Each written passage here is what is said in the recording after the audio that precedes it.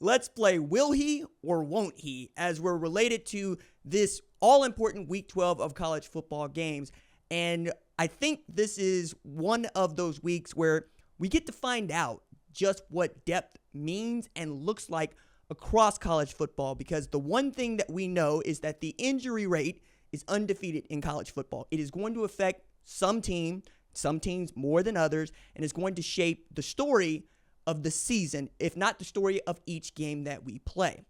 Now, I think there are lots of things to draw from three players, particularly in the SEC, and how that could shape up for the SEC the rest of the way. The top of the list for me is Trevor Etienne, who is not going to be available. He won't against Tennessee. That means that not only are you down your RB1, you're also down to just two scholarship running backs, Cash Jones, Nate Frazier, Branson Robinson's out.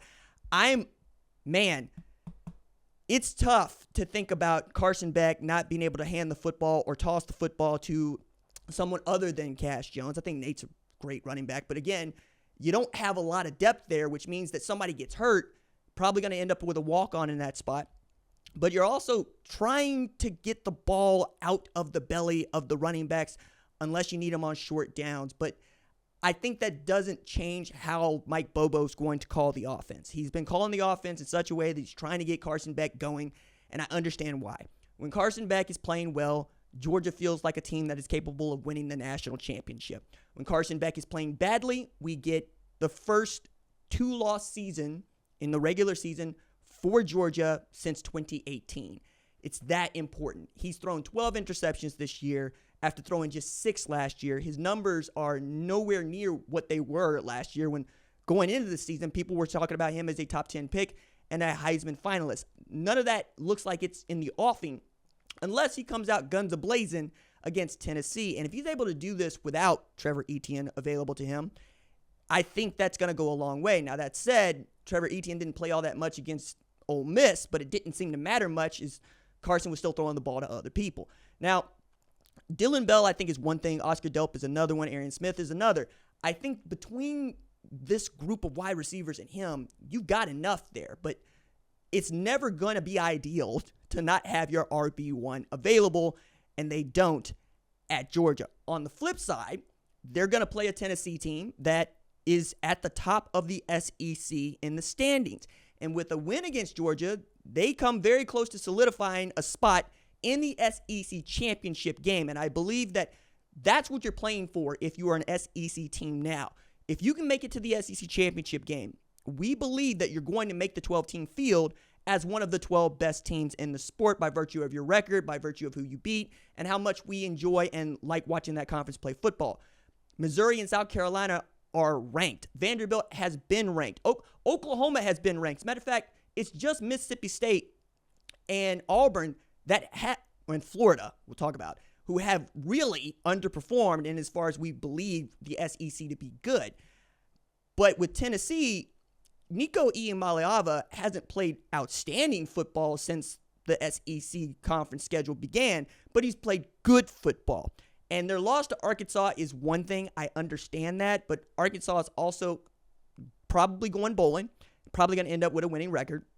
And Arkansas could help you out with a win against Texas this weekend. But that all is, part of the calculus. That's part of the side effect of being the University of Tennessee and being the number 7 team in the country. But you are that team because of Nico Iamaleava and Dylan Sampson and what they've been able to do, and that outstanding defense that Tim Banks puts on, particularly with that front seven. Without Nico on the field, they become a different football team because Gaston Moore, who has been in Heupel's system for a very long time, doesn't seem to operate like he knows Heupel's system on the fly against SEC teams. I didn't like what I saw in relief when Nico needed to go out. I'm not at all confident that he can beat Georgia, but given that Aiden Warner had them in a fighting position, Florida in a fighting position 20-20, it's possible.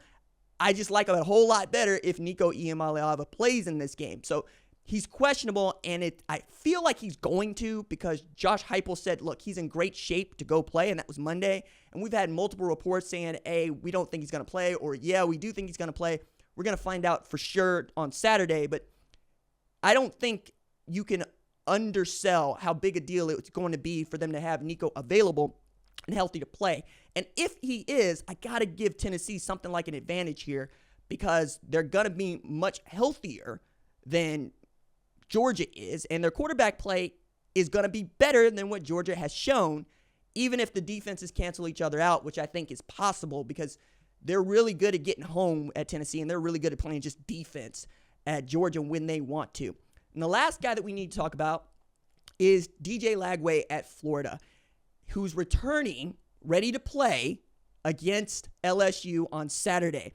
And if they can get the play out of him that he showed before he went down with a hamstring injury up 10-3 against Georgia, I don't see how that's not a great game. Like, LSU's coming off getting embarrassed by Alabama at home. They really need to get back. They're at 6-3, and they're really fighting for relevancy, right? I think if they finish 9-3, I don't know that they're going to make the college football playoff. They'll probably be one of those first teams out. But if they take this loss to Florida, people are going to start pointing fingers at BK. And now that we kind of understand that Bryce Underwood is going to be in the boat for the most part, turning down this offer of $10.5 million over 4 years at the University of Michigan, I think Joe Sloan is also going to be pointed at. But if Joe Sloan is as close to Bryce Underwood as we think he is, maybe not, right? Blake Baker, I think, needs another year to get this thing up and going on defense, and he lost Harold Perkins, which I don't think is that's just huge, right? Like, that's your best pass rusher, and I really wanted him to play pass rusher. I hated that they moved him inside because it took away a bunch the best part of his game as far as I'm concerned. But they've been pretty good defensively. If they can get after DJ Lagway and make him throw the ball all over the yard, maybe that's what you want. I tend to think of DJ a lot like I think of Jalen Milroe, which is, yeah, he could carve you up. He could throw for 3 bills. It's possible. But you know that if he's getting loose with his legs, you are in for a long day. And that's going to make it even more difficult to stop Florida. Now, that said, they haven't had Montrell Johnson, right? They haven't had great wide receivers on the field. They've had serviceable wide receivers on the field. They had Jaden Ball's been a revelation, but they didn't expect that dude to be the guy. And then defensively, you just got to hold up. I think DJ coming back is huge, so he will play. But Aiden Warner, he ain't it. We learned that against Texas. I'm not sure what Georgia was looking at until late in the game, but he ain't it. And we have a Florida team that could finish the season 7-5, guys. Like, that's remarkable given the start to the season that Florida had and where we thought Billy Napier was headed. They get ranked wins in the next 2 games. We're going to be talking really well about Florida going into the offseason, and we should be, right? I think the way that Billy Napier was able to weather this storm needs to be commended because, frankly, I thought that in September he was going to be out on his behind, and he has since coached one hell of a team given the attrition and the injury rate that he has had to suffer through. They can get healthy. Maybe he can get this thing back.